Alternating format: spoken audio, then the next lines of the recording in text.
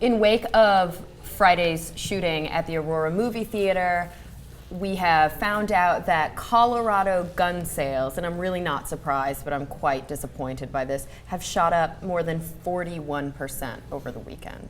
Yeah. Now, this happened in Arizona after Gabrielle Gifford's shooting as well. In Virginia as well. That's right. And right now, an analysis done across the country, in other states as well, Florida, Ohio, et cetera, going up significantly, anywhere from 10 to nearly 50% gun sales going up. And now, it's two primary reasons.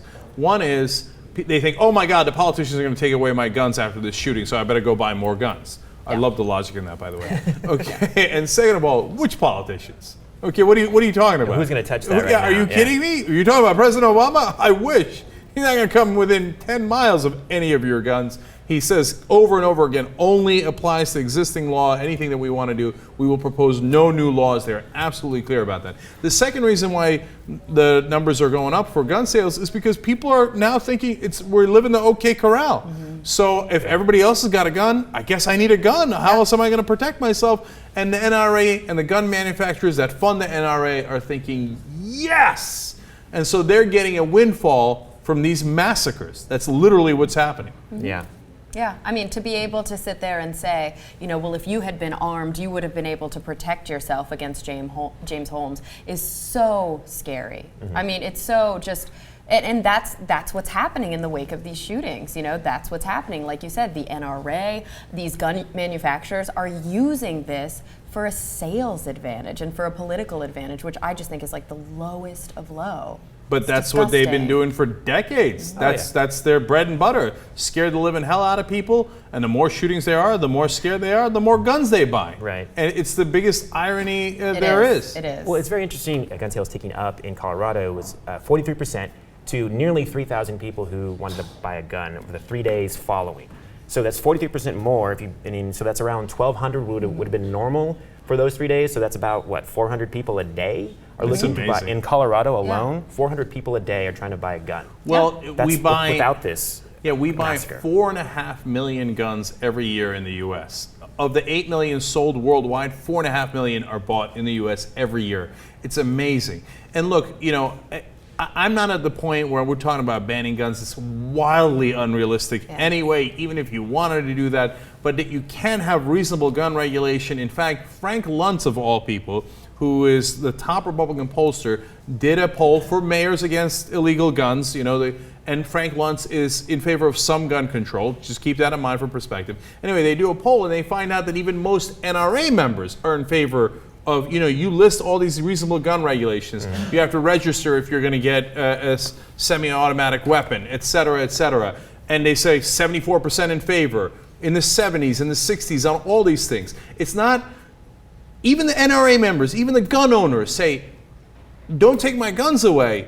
But of course I'm in favor of reasonable regulation. For example, people on the terrorist watch list, of course they shouldn't get a gun, or at least we should track them if they do. So who are these 26% who don't think that you should even be registered to have a semi-automatic weapon? Well, that is so scary. Well, they're the guys who bought into the propaganda by the Rush Limbaughs and by the Louis Gohmerts, the politicians and the media people that the NRA have essentially bought. And so they put that message out there over and over again, and some people are bound to believe it. So why is it then that? I mean, is that the reason why it begs the question? Why can't we compartmentalize the debate and talk only about assault rifles? Exactly. This is a question that I want to see answered. When are we going to have a legitimate labeling system that says these weapons are for hunting wild game and these weapons have no legitimate purpose except for self-defense? If we're talking about assault rifles, if we're talking about handguns, these aren't weapons that we use to hunt. You know who makes that argument now very effectively? Bill O'Reilly. He just had Jason Chaffetz on his show, who's a conservative Republican, and tore into him on, hey, listen, if you're going to have these guns, at least can we make sure that they are registered and tracked so that if they're used in crimes, the FBI... I mean, look, he sounded like a raging liberal on this issue, but that's because he's actually with 3/4 of the American people. We all agree to that, except for all of our politicians. If you sell heavy weaponry, all right, semi-automatics, automatics, ammunition, all you do is you file with the FBI, and that way the FBI can cross-reference, all right? Say the FBI has you on a terror watch list, and then it comes in that you're buying an AK. Well, the FBI is going to put you under surveillance. Say this guy was bought 60,000 rounds in Colorado, which he did, and the FBI in Denver got wind of that. They would have been watching him. All right, this just makes common sense. It's not an intrusion on gun rights. You're not going to assign an FBI agent to follow each and every law-abiding citizen. If you get 60,000 rounds, you certainly will. No, you cannot.